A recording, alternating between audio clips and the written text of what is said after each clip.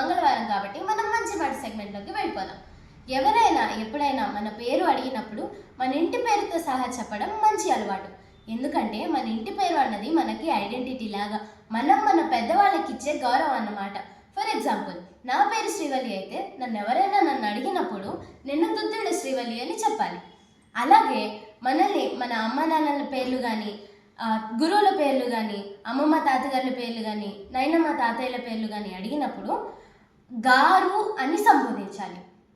For example, మా గురుగారి పేరు రామాచారి.